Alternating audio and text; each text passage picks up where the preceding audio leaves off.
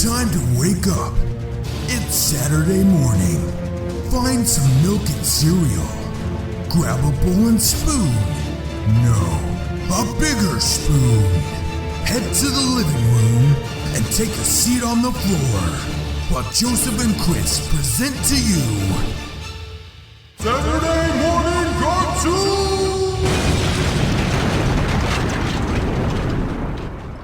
Hello everybody and welcome to Saturday Morning Cartoon Boom! This is a show where we wake up with the Saturday morning sun, pop down before the people, sugar your cereal, and watch all your favorite cartoons, both old and new. I'm Joseph. And I'm Chris. And this morning, we watched Saber Rider and the Star Sheriffs. Joseph, how does the theme song of this go? Saber Rider. And the Star Sheriffs. Yeah, that's pretty accurate. Because it's like, it's so muted in the background that if you're not listening for it, and if you didn't know the name of the show, you wouldn't even hear it. Right. It kind of seems like adding the Star Sheriffs part of the song was kind of an afterthought. Oh, yeah. Star Sheriffs, somebody throw it in. Star Sheriffs. Oh, the singer, he's gone for the day. Well, just get the janitor. Anybody, just say Star Sheriffs. Just find someone. Yeah. Just pulled someone off the street. Yeah. They're like, I don't have any money, but I'll give you a McDouble from the fridge if you can say the fridge. And the Not Star even Sheriffs. A fresh one. Not that they're fresh anyway, but whatever. No, that stuff's all microwave, man. So who suggested this to us? This was suggested by Colby on Twitter, so thank you very much, Colby. Thanks, Colby. Thanks, Colby. So the show, Saber Rider and the Star Sheriffs, ran from 1987 to 1988, created by World Events Productions, but it is based on the show Star Musketeer Bismarck by Studio Pierrot. It is also produced by World Event Productions, ran for one season, 52 episodes. It was a first-run syndication, so it just ran on multiple networks. And for a short synopsis, in the distant future, a team of 4 high-tech Star Sheriffs defends frontier space colony Yuma from outlaws, as well as Outriders, an army of humanoid alien beings called Vapors, led by mysterious Nemesis who need Yuma's resources.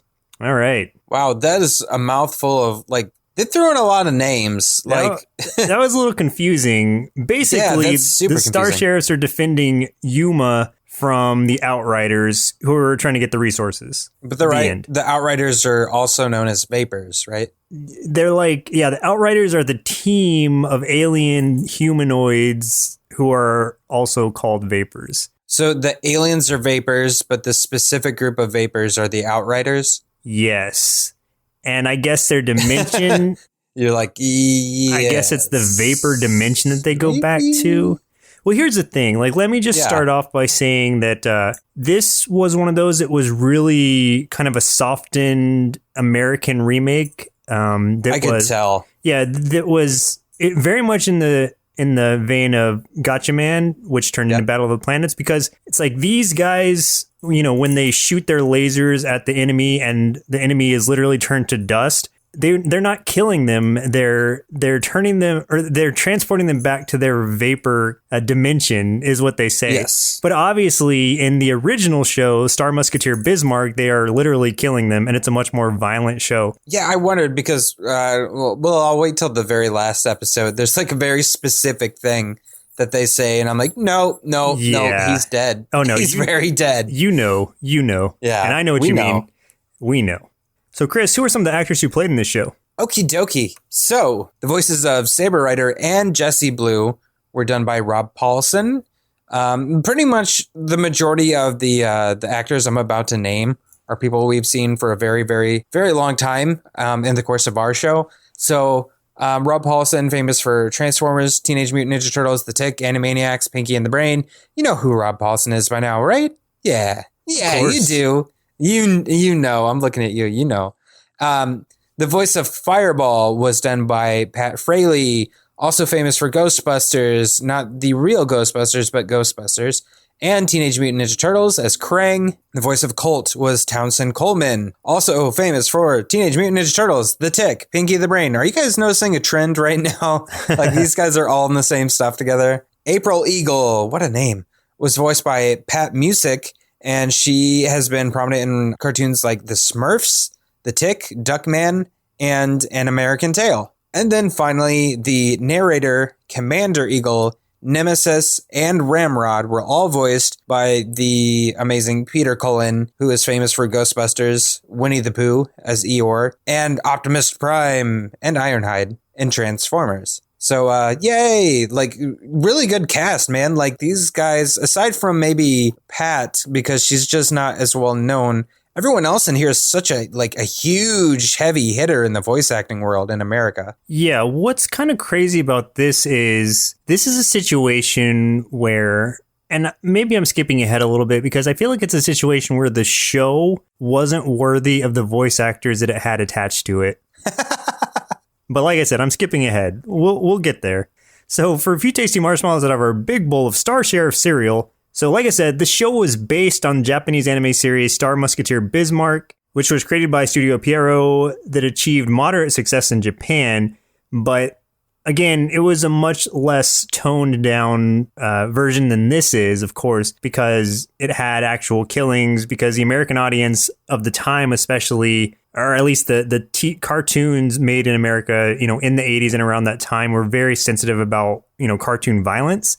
So they cut back wherever they could. And this was, quote unquote, a victim of that. When they brought it over to American audiences, they really emphasized more on the kind of cowboy Western theme of it and pushed that. They made 6 additional episodes that were animated noticeably different from the actual Japanese version, just to emphasize that, hey, this is a Western thing, and here's the universe that we have and how it's different from, the Bismarck one. And also in the original one, it wasn't led by Star Saber. It was led by, it was led by the Fireball is what his name is in the American version. That makes sense because Fireball is the one that gets the girl. So yeah, and like he's got a lot more. He seems more integral to the overall plot. Yeah, but exactly. Even though, like, I don't know though, I kind of like that in the American version he wasn't the leader, because that gives a lot of weight to a character that isn't the leader of the team, and I think that's, I don't know, I like that idea. It's interesting, but what I'm surprised they didn't do, since they had brought it over to America, is try to make Colt the leader, since he's the American that's true member of the team. So, kudos to them for not taking the easy way out and making it the I think this guy was Scottish.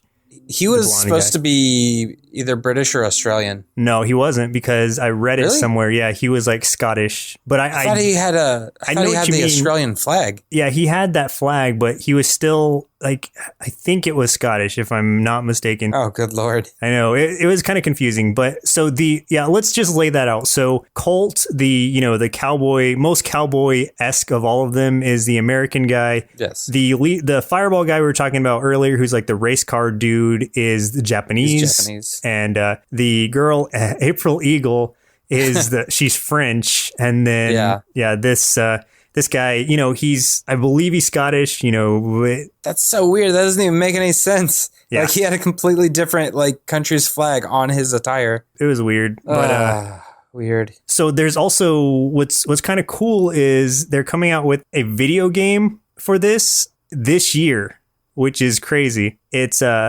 Saber Rider and the Star Sheriffs, the game, and it's being developed by a German group called Team Saber Rider. Really? It's under the license of both World Events Production, who created it, and Studio Pierrot, and the game is planned for multiple platforms, targeting for its release in Q3 of 2017. So later this year, there's going to be a video game based on the 80s series Saber Rider and the Star Sheriffs. Nice. That's kind of cool. That's neat. And I looked at a few screenshots of it. It looks pretty cool. It's like kind of a 2D scrolling platformer.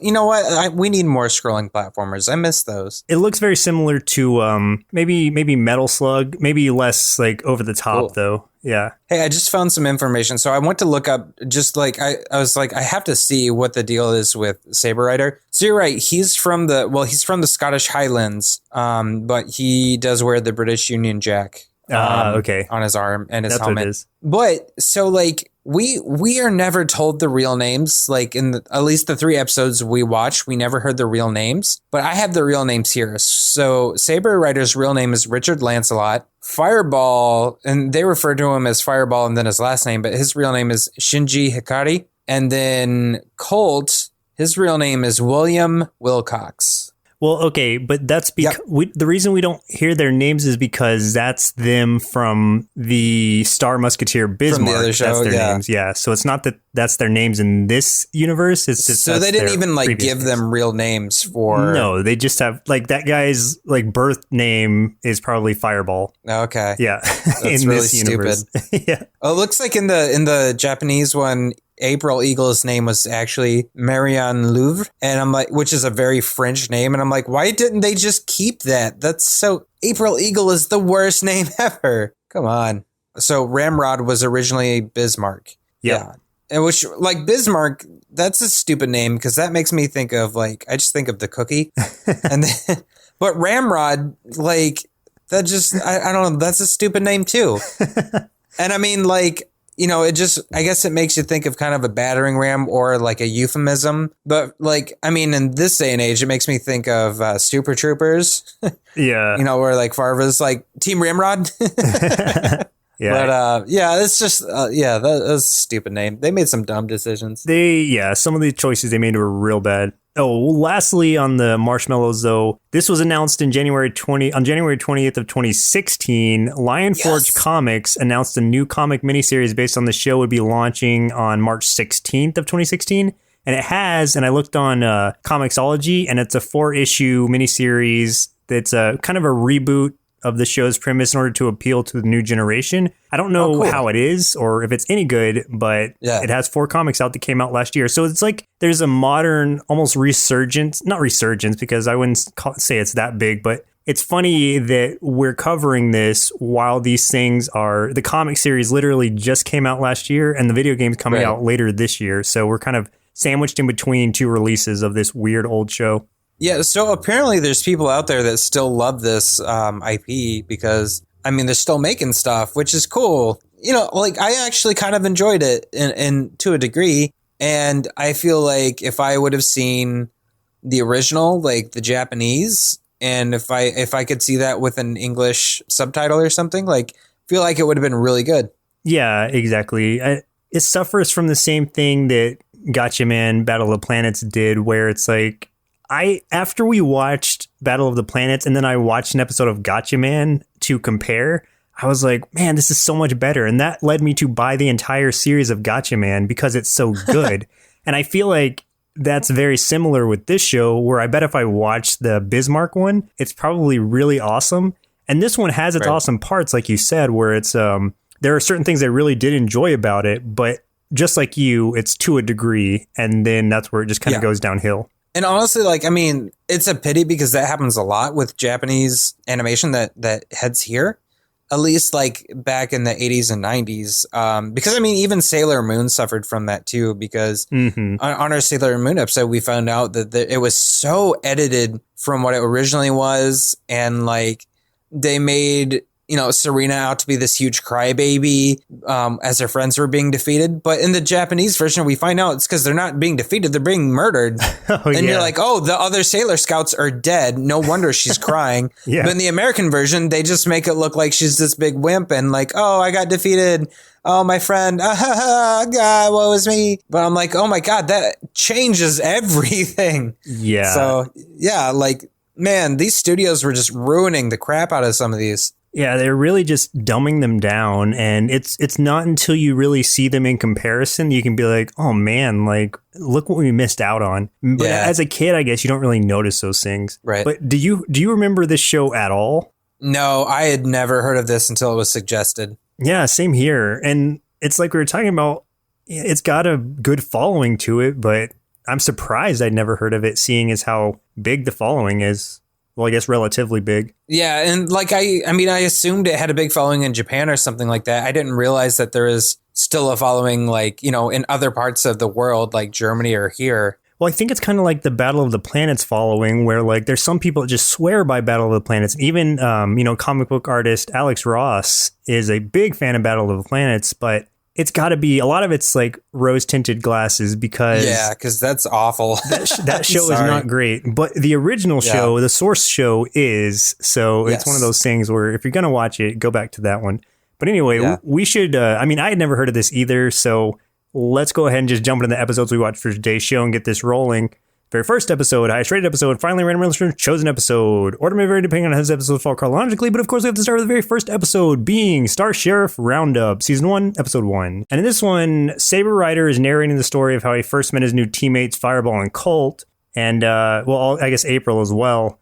And then, they travel to planet Yuma searching for an outrider named Vanquo. And if you guys didn't already pick up on this, the theme song of this is probably the cheesiest thing you've ever heard.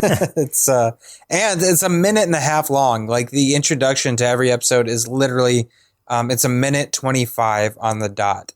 That's a little too long. Especially since all it is like repeating Saber Rider over and over again and whispering Star Sheriff. Well, and then in the middle you have Peter Cullen's voice. It's like Saber Rider and the Star Sheriffs last week disembarked on blah, blah, blah. And like they give you a little recap and then they go back into the song and just keep the song going for another like 30 seconds. Don't they actually show like what's going to happen in this episode? Yeah, I think sometimes they do show clips of what you're going to see. And I'm like, why? Why would you do that? It's like showing the movie trailer for the movie that you're there to see. Yeah, exactly. That doesn't make any sense. This week on Saber Rider and the Star Sheriffs, here's what happens.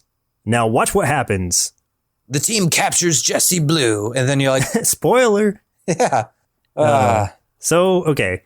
Oh, man. Oh, yeah. There's even a line that's like, can you feel the thunder inside and hear the lightning crack as you ride? Oh, my God. It's so corny. Oh, yeah. It is the corniest theme song.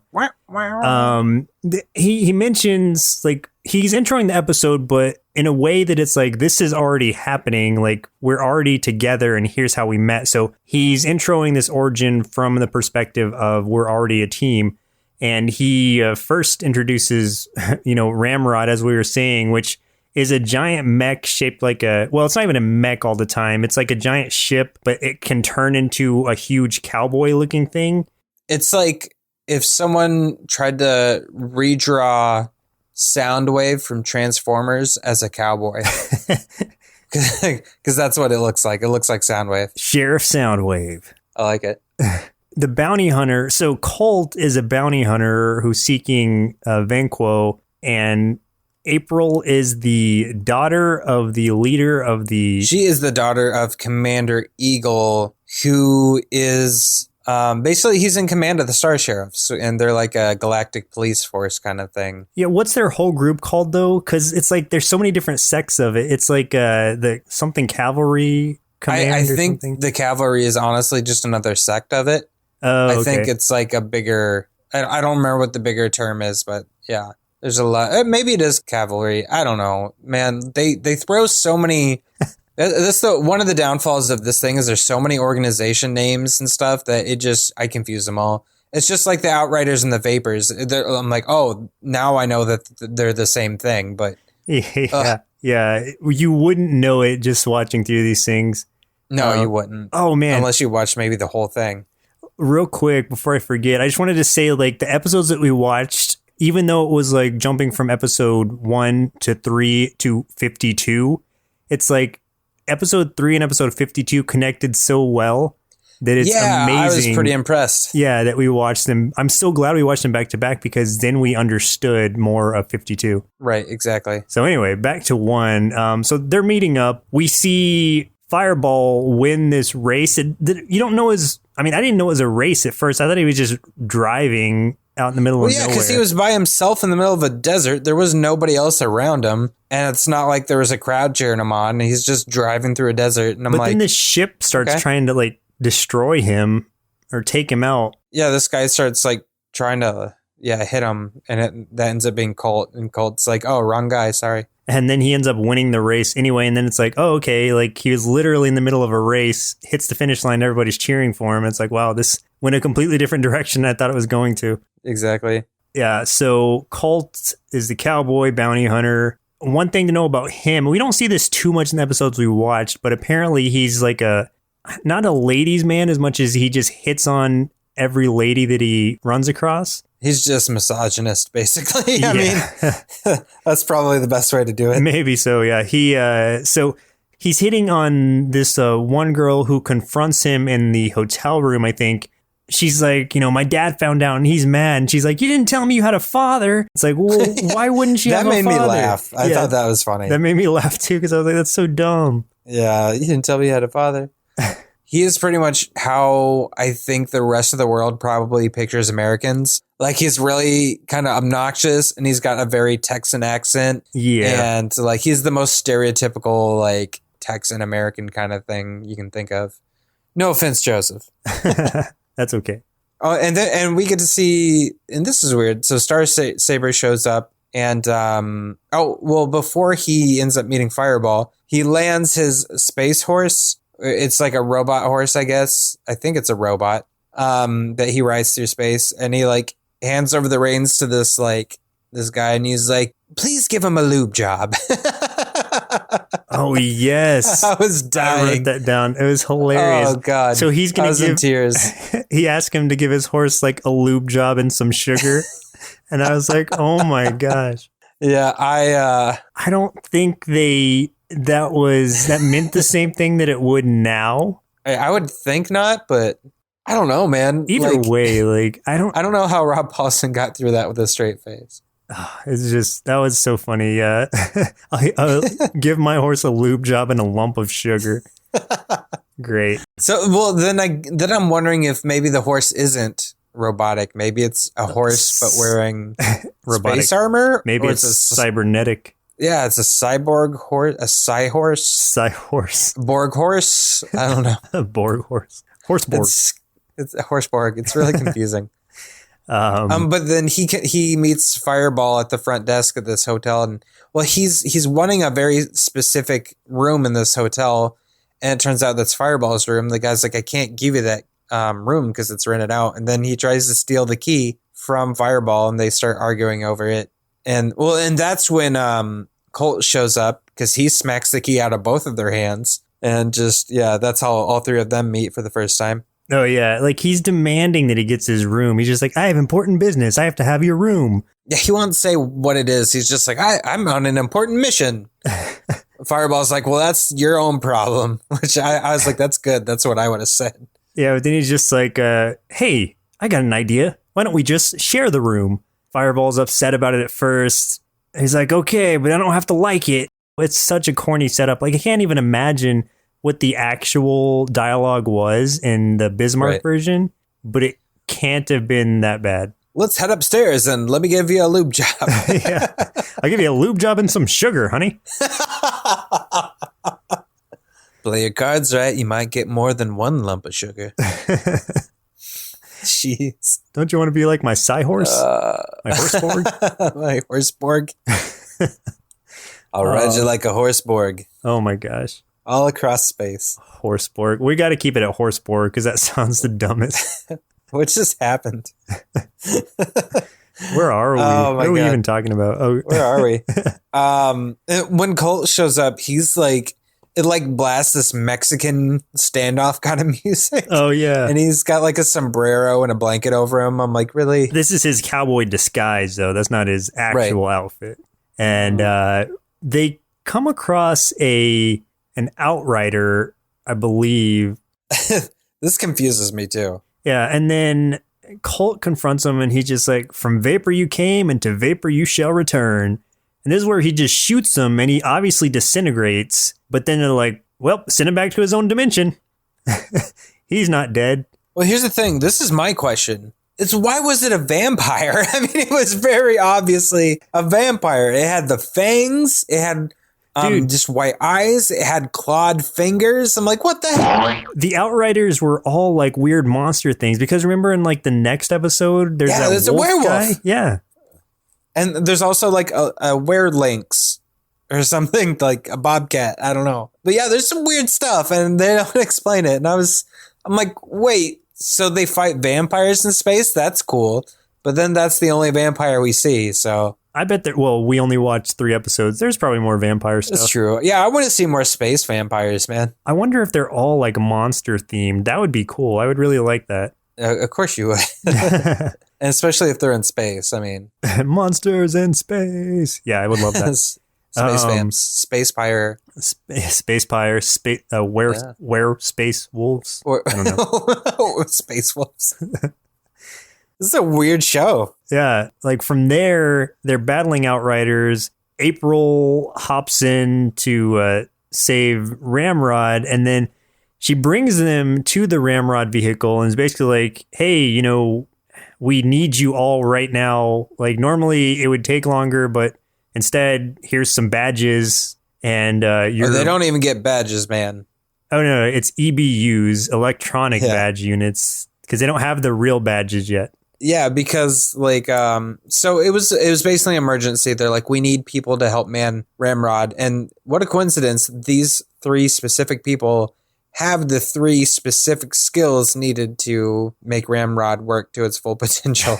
Yeah. But anyway, so they get in Ramrod to fly it and stuff like that, and then Ramrod transforms into what do they call it? Into its challenge phase. Challenge phase, which just means it turns into like, you know, a robot. Like it's basically it's a transformer. And then, but Ramrod has its own voice, and that voice is Peter Cullen doing his best John Wayne impression. So it's Optimus Prime, John Wayne. Yeah, and like but it sounds so much like John Wayne that I was waiting to hear the word pilgrim. You know, like, somewhere in this show they have it. Pilgrim. That wasn't a very good impression. Saddle up, Pilgrim. I don't know. The name of the voice that is coming out is Ramrod 2. So it's not Ramrod talking. It's the AI unit Ramrod 2 that's aboard Ramrod. Oh, good Lord. There's so many different names for everything. It's so confusing. And like, okay, and here's one thing I noticed. So so Ramrod fights like a big giant monster. I don't know what it was. I don't remember. It was weird. Of course they win. My question is, during that fight, and I know the answer to this, but I just want to bring it up just for conversation's sake, which is there's one part where they're fighting and Ramrod ducks down to one knee and is firing a gun, and it's like pitch black out, like it's nighttime. And the very next scene, which shows the lasers hitting the monster, it is broad daylight. and then like the monster dies, and then it shows like the 3 guys and the girl whose name I suddenly forgot, April. And then it's like very much like sunset. And I'm like, what is happening? Like, and I mean, I know that the answer is obviously they were recycling footage. Oh yeah. But yeah, it was really weird. And I'm like, did they just say, I don't care, and we're just going to do it anyway? Or was it a case of they legitimately didn't notice that there was a time shift like 3 times? There was a lot of, I didn't notice it in the other episodes, but there's a lot of recycled footage in this first episode, especially because, I mean, you could tell where there's spots where they have a certain character talking longer than obviously he did in the original, because the mouth would move a certain way, and then you could see where the cut was and it looped. And I think it's specifically, it was either Colt or Star Saber. There's one scene where it very obviously looped 4 times. Yeah. And like and I mean, it's obviously it was dubbed anyway. So, I mean, the audio doesn't match the mouths moving whatsoever. I mean, it's not even close, but. And let me say, like I said before, as much as these voice actors are amazing, they got such poor lines. Yeah. That it really was an unfortunate usage of these talents. And like, honestly, I gotta say, like, and no offense to Rob Paulsen, like, I don't think he does a great British accent. Also for Peter Cullen. And this may have, you know, this obviously Rob Paulsen was probably asked to do a British accent, and maybe he's like, I can't do that. And they're like, well, you have to. And he's like, well, I'll do my best. With Peter Cullen too, I don't know what the direction he was given was, but almost he plays like 5 characters in this show, and almost all of them sound exactly the same. Yeah, they're all just Optimus Prime 2.0. Yeah, you could tell when it was him. Like, it was very obvious. Well, because it has that like deep booming voice to it. Oh, yeah, his voice is so deep and gravelly, and just you can tell every time it's him. Before we spend too much more time on this episode, basically they are now the Star Sheriffs, and or they're now part of the Star Sheriffs. They drive the Ramrod, even though they didn't get badges. They don't get the badges yet, but they get the EBUs. And what was funny about that, though, was that Colt and Fireball almost didn't join at the end because they wanted badges. Oh, yeah. And then she's like, I'll see if we have spare badges. And they're like, yeah. That's what convinced them, yeah. Yeah, but I thought that was really funny, and I thought that was a really good way to show off their personality, that those two are a little on the goofy side. I feel like that would be us if we had to join the Star Sheriffs. Oh, absolutely, man. If I'm going to be called a sheriff, I need a badge. I need a silver badge. It needs to say sheriff. The end. That's all I need. Exactly. The closing line of this episode was, wherever danger leads us, wherever the people need us, that's where you'll find the Star Sheriffs. All I can do is sigh. So the next episode we watched for today's show was Jesse's Revenge, season 1, episode 3, which was the highest rated. It was. And yeah, I'm in, maybe, I don't know, like, it was okay, I guess, but I feel like there was probably better episodes than this one, but it was okay. Well, here's what I think. I think this was a great lead-in episode for probably a lot of stuff that happened afterwards. I mean, we watched this and then we watched the last episode, but I'm sure there's a lot that happens in between that probably involves this Jessie character. So you think that this was probably like, it was a highest rated episode in hindsight, rather than like when people first saw it, they weren't like, this is the best. It was like they saw the whole thing, then they went back and they're like, okay, that was a good one because that showed us where this came from. Exactly. Like it shows the origin of Jessie, who, right, later does become involved with the Outriders, as we see. A real quick summary of Jessie Blue. He is a very rapey Jack Nicholson with green elfish hair. Jack Nicholson, definitely. He is very much a like possessive, like, I'm in love with you, so that means you have to love me back, and if not, I will force you to. So, oh yeah, he tried to rape her. I mean, very obviously he was going to rape her. I'm like, yeah, rapey Jack Nicholson, great. Yeah, I'm sure in the actual Bismarck show that might have been more of the implication. Yeah. Here, it was just like he was forcing himself on her and she pushed him away. So who knows? Hey, April, you're mine now. Sparky. Yeah, he's a very annoying character, though. I'll say that. Yeah. Oh, absolutely. This is where we also see the Wolfman enemy, and I think his name is literally Wolfman. I think the only time I heard his name is Jessie just referred to him as Wolf once or twice. Maybe it's Wolf, yeah. So I just refer to him as Wolf in my notes, but yeah. Yeah, I think you're right. But he's basically just a wolf man wearing cowboy boots and shit. But he tries to, he's almost like Etrigan, where he tries to rhyme most of his sentences. Did you notice that? Yes. Ugh, dude. That was not necessary whatsoever. We don't. Okay, hang on, guys. Everyone, just put a pause on it. You already gave us a werewolf outlaw cowboy in space. We don't need him also to rhyme everything he says. It's ridiculous enough. Yeah, like that's not a great. That's not a cool character trait unless it makes sense. No, but it's in never. Here, it's completely unnecessary. That is never a cool character trait unless it's like. Unless you're the Mad Hatter from freaking Alice in Wonderland, you don't need to be rhyming crap. Yeah, I didn't get why they threw that on him. And he doesn't always do it. I mean, it's not even consistent. Like, yeah, it's not. He does it I would say 75% of the time he does it, but then there are times where he's just talking to himself and he's just like, well, okay, that's fine. Yeah, he had a couple lines where there was no rhyming. Like, I think the first time we see him, he rhymes. The second time we see him, he does not rhyme at all. The last several times we see him, he does nothing but rhyme. Yeah. And oh my gosh. Yeah. So, so I guess let's start off by saying Jessie Blue is a cadet in the Star Sheriffs. So he's on the side of good right now. And he's really trying to impress April, who he falls in love with immediately upon seeing her. And apparently she couldn't throw him or something was his claim.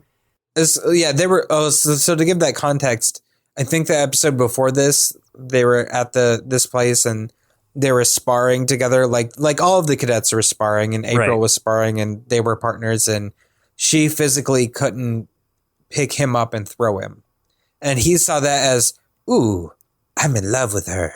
Well, it's weird because like he said, even though she couldn't throw me, I still love her. So it's basically like one of his prerequisites for falling in love is to be able to be thrown, I guess. Yeah, it's weird, man. I don't know. It was weird, but it goes through the thing that we were talking about where he advances on her and she turns him down. And so he just really throws himself at her and kind of, I think at one point even like pushes her up against a wall and holds her there. Yeah. That was the part where I'm like, this is getting real rapey real quick because he slams her against a wall. He presses himself up against her and says, you belong to me. Yeah. That was pretty uncomfortable. It really was. It wasn't great to watch. And then so she throws him like even going far enough to tell her like no one could ever love you like I do. Like he is obsessed and crazy. And so she throws him into some barrels, and it just so happens that like either I can't remember if like a wall like breaks open or a door opens and everybody sees him and it embarrasses him. One of the commanding officers is like, I'm very disturbed by this, Jessie.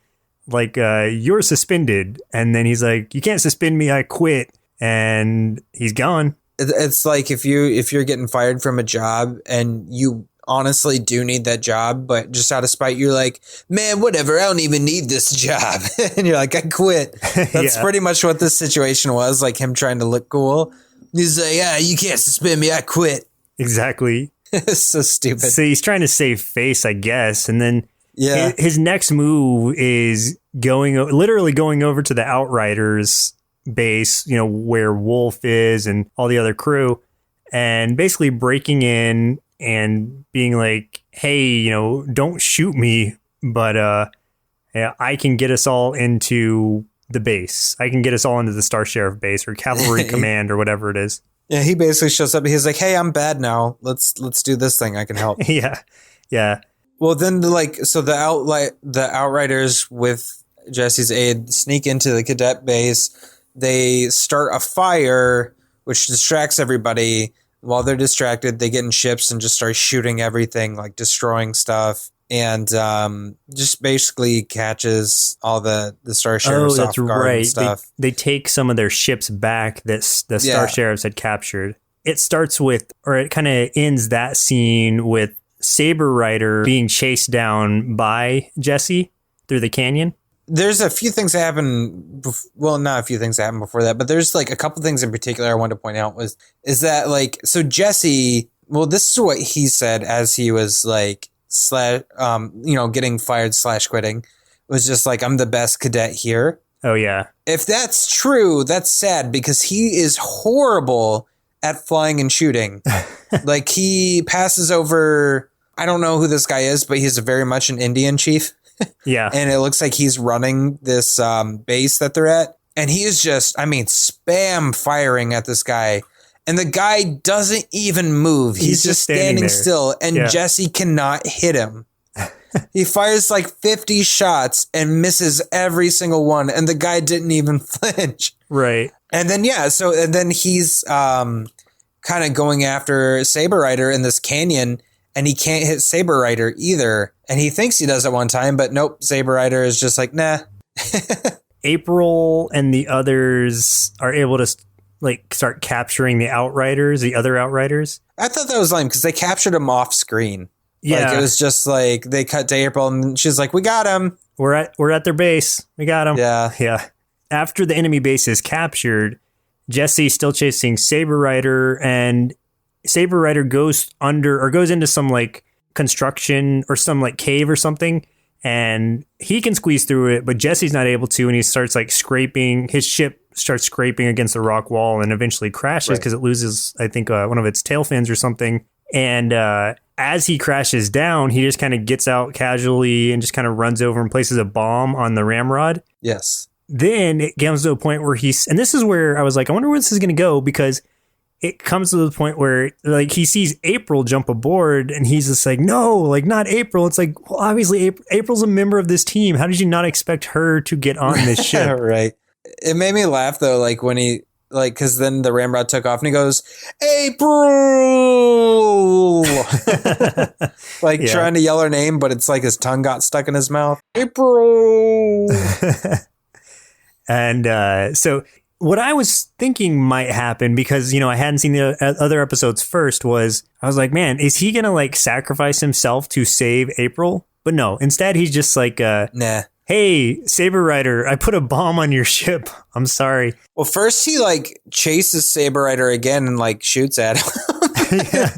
Like trying to get Saber Rider's attention, I guess. And then Saber Rider like shoots him down.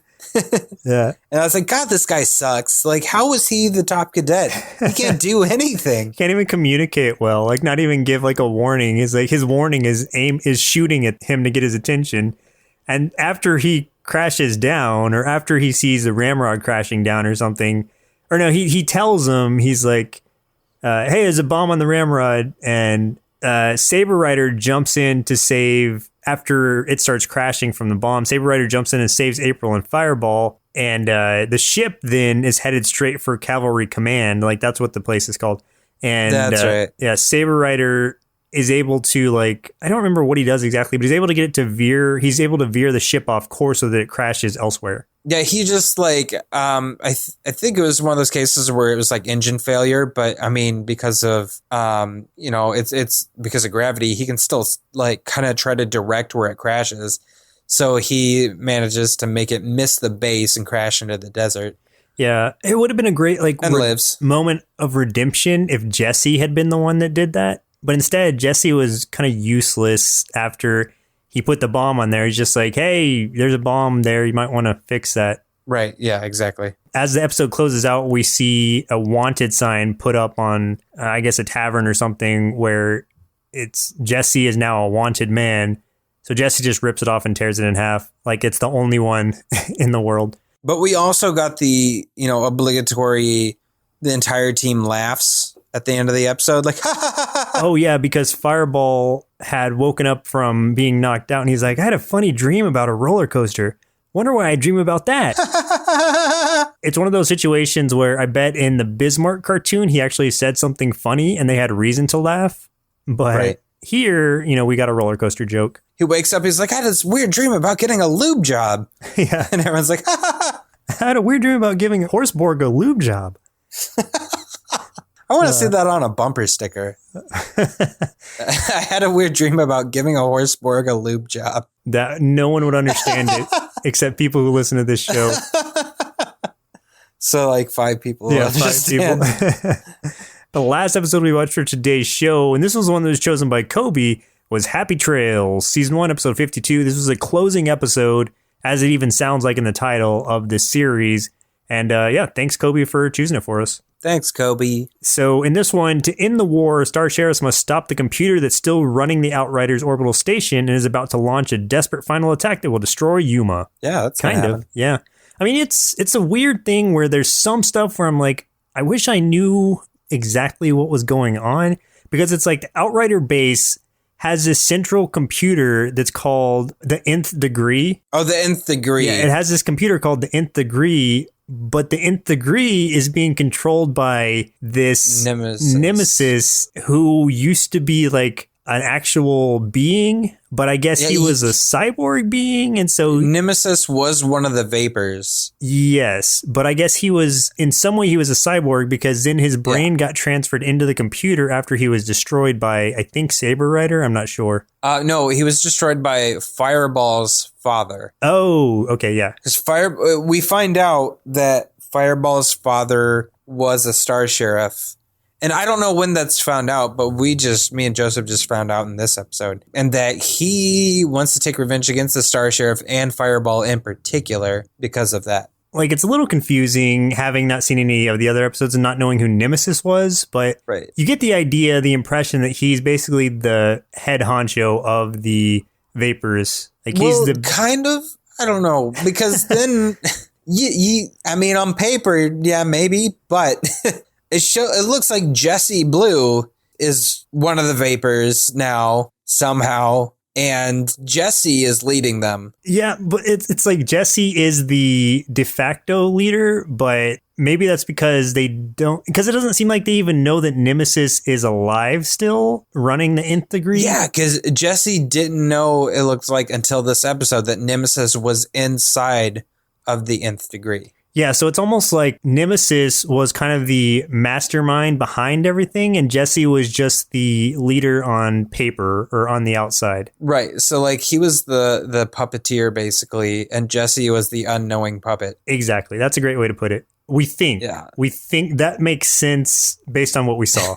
That's the only way for us to be able to make sense of what's happening. To comprehend. Yeah. Yeah. I mean, that sounds pretty cool. So if that's not the way they did it, they should have. I'm just like how did Jessie make that big leap though to being like, you know, it left the cadets and decided to help these bad guys. And then all of a sudden he's the leader of the entire freaking like thing, or he's controlling this entire planet. I don't know, man. I don't know how that happens. Yeah, I don't know where he developed the skills that he definitely didn't have in the episodes we saw him in. And he's basically like, he is running this planet starship kind of. It's basically a Death Star. It even has a giant gun in it. So it's a Death Star. He's got control of a Death Star. Yeah, no, it is a Death Star. Yeah. What is it called? Oh, it's. I think it's just called the Outriders base, though. Like, it doesn't have a name. I think they call it the Outrider planet the whole time. Okay, well, Outrider planet then. But it is just a big Death Star. It doesn't seem like it's going to intentionally destroy Yuma at first. It's just like the planet is on course to collide with Yuma, and presumably both of them would be destroyed if that were the case. However, right. Jessie's plan is to arm this cobalt blue blaster gun that is basically the giant Death Star cannon on this Death Star. His plan is to arm this up and shoot Yuma, the planet, and destroy it before they collide into it. Could they have like given it a longer name? The Cobalt Blue Blaster.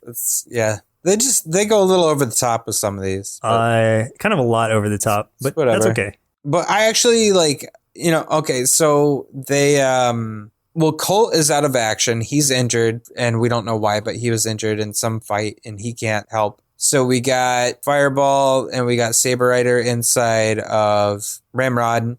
They changed into the challenge phase or whatever. Yeah. Which is just the robot. Yeah. And they're like, all right, let's go inside of the big gun. And oh yeah, that was their plan. They're like, let's get inside of this gun. Let's go inside of the cannon and shoot back at it, because yes, clearly we as a two-man team have enough power to, and their plan isn't even like to stop it from shooting. It's just like, we're going to fire and then it's going to fire and hopefully they're going to cancel each other out. Right. There's such a high but it risk.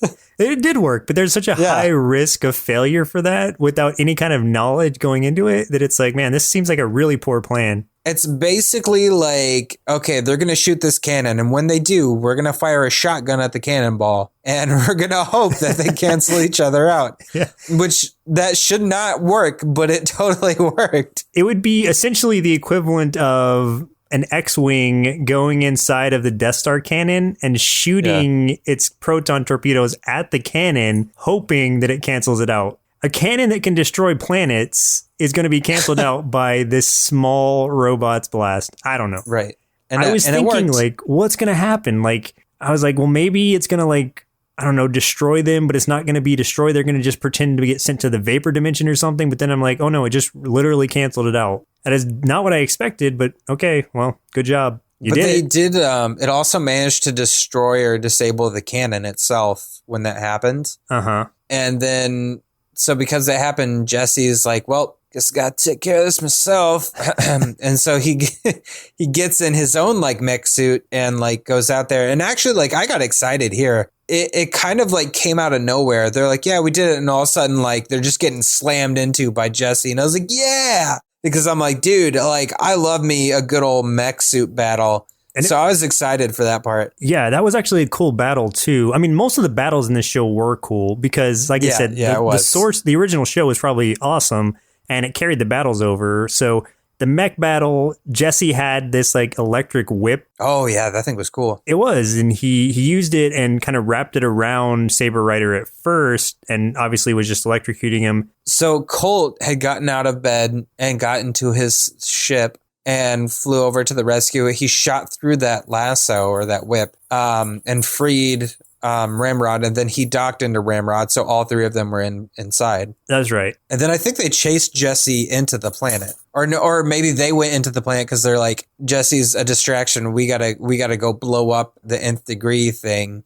and so I think Jessie followed them in. Yeah, because Jessie wanted to blow up the nth degree too. Well, yeah, because he wanted to destroy Nemesis. Yeah, but he was like, well, I gotta kill them first, then I can kill Nemesis. So they're in this core for this awesome final battle, and they're fighting in there. And then I think at one point, like, Jessie kind of goes back to like, oh, you should have picked me, April. You should have picked me. And it's like, It's going back to the episode we had just watched, which is why I had said before that I'm glad we watched it so that we got the context there. You know, one thing I like is, so when they get in there, Nemesis kind of wakes up and he's just like, Ramrod, blah, blah, blah. And he's kind of giving the story of how he is there and why he hates everything. And my favorite line from that, though, and I was like, man, this writing was awful, is that he's like, do you know how boring it is being a computer? All you do is calculate all day. Yeah. His main reason for wanting to destroy things is because he wants to get into, I don't know, come back to life as some other being or something because he's bored. He's tired of calculating, dude. All that calculating he has to do. Yeah. Stupid. So stupid. Yeah, math sucks.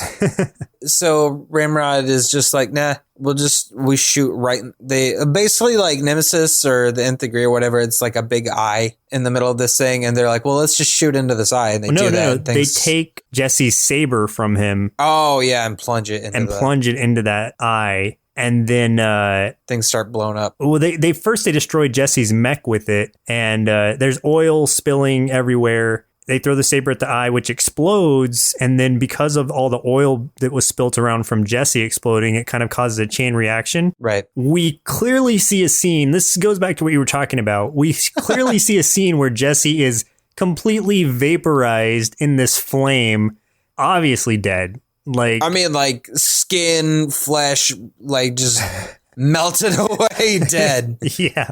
And then the whole planet goes, and then they're like, so the planet went back to the vapor zone? Does that mean it can come back? And I'm like, dude, come on. Yeah, no, they're all dead. Everything is dead. They even say, like, I'm sure Jessie found a way back to the vapor zone, and and they'll probably find a way to come back, but we'll keep trying to make peace. And it's like, oh man, that is so forced. Seeing how that was the end of the series, no, he's not coming back. He's dead. He's super dead. Yeah, he is as dead as can be. He didn't find a way back. Oh, and then we see that April and Fireball are like, because it's doing like the end of the series. You know, they got to stand out the window look out the window as a team together. And Fireball and April are like cuddling together. And I was like, aw, adorable. They found love. Yeah, I liked it too. I did. Yeah, that was good. And Jessie found death and they found love. You know, that's part of the course. Yeah. Well, Chris, looks like it's about time we deputize our own inner kids as honorary Star Sheriff cadets, child-sized robotic horses and all, and see what they thought of Saber Rider and the Star Sheriffs. This show looked like it would be really bad, but it was actually kind of fun. I mean, cowboys in space are always a good idea, and I didn't actually hate the characters like I thought I would, but Jessie is just a creepy pervert like my soccer coach. So I gave this cartoon 3.5 bowls of Loop Job sugar cereal out of 5. Wait, what's a Loop Job? To be honest, I both enjoyed this show and was very disappointed by it at the same time. Aside from the punches that were obviously being pulled to make it quote-unquote kid-friendly, the voice acting was pretty bad sometimes and the situations felt very forced. I suppose that shouldn't come as much of a surprise, seeing as this is a typical softened American recreation/redub. On the positive side, the characters and vehicle designs were pretty solid, and the battle scenes ended up looking very cool. This just wasn't enough to rescue the show for me, unfortunately. All in all, I'd give Saber Rider and the Star Sheriffs 3 big bowls of Ramrod Challenge Crunch cereal out of 5. Visually appealing, but without much else to offer. In closing, wherever cereal leads us, wherever cartoons need us, that's where you'll find Cartoon Boom. We'll tell you about the lube thing when you're older. Maybe. Or because I am the older version of yourself, you're going to find out. Well, yeah, as cadets, you eventually find out because you have to service Horseborg just to be promoted. All I'm going to tell you is be a little more careful, okay?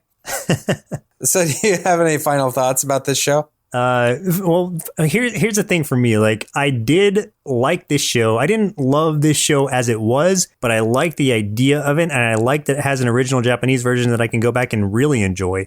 So again, I'm going to go back to saying this is, to me, the equivalent of Gotcha Man, where I'm probably going to really like the Bismarck version of this. And so I'm going to go check it out, and I'll report back and let you know how it is, but I'm pretty sure it's going to be awesome because the fight scenes were cool, the characters looked pretty cool, and I really think there was a lot to the story that we kind of missed out on because it was really dumbed down.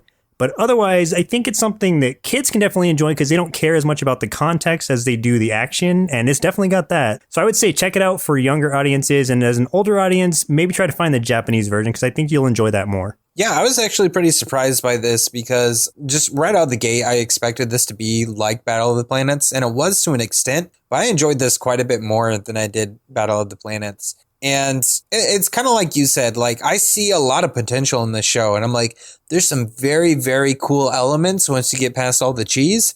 And I feel like not as much as of that cheesiness is probably present in that Japanese version, because it was a lot more adult with like more violence and things like that. And not to say that that's what makes something adult, but I equate a lot of Japanese animation just tends to have a lot more thought put into it, like into the writing and things like that. So I am interested in seeing that. I wouldn't watch any more of this version, though I would be interested in maybe just reading up on Wikipedia and kind of filling in some of the gaps of the story.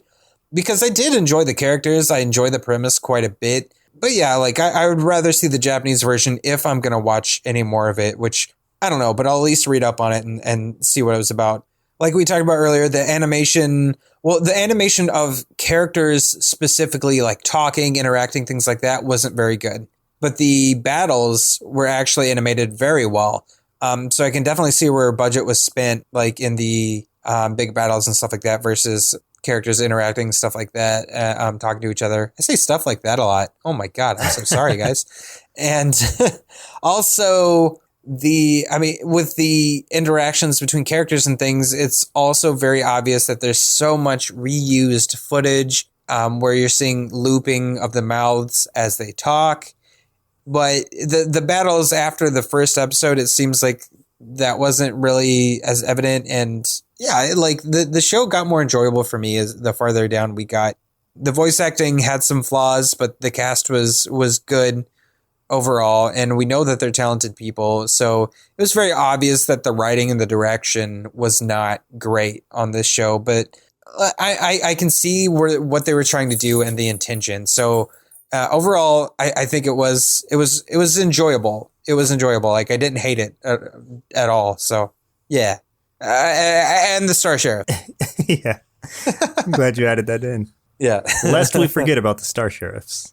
Yeah, no one will ever forget again. So I don't think I'll ever forget about the Star Sheriffs. Honestly, thanks to you, Colby. So thank you for suggesting this to us. Yeah, thanks for the Star Sheriffs, Colby. Well, listeners, looks like our milk supply is now run dry, so it's time for us to say goodbye.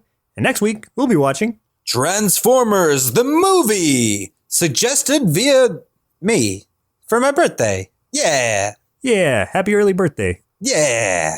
Well, once again, I'm Joseph. And I'm Chris. We'll see you next Saturday. Presented by Nerdsloth, a place for lazy nerds. If you like what you heard, consider donating at patreon.com/nerdsloth so we can continue bringing you quality shows. Be sure to also leave us a review and share your favorite episodes and clips on social media. If you're looking for more content, visit us at nerdsloth.com.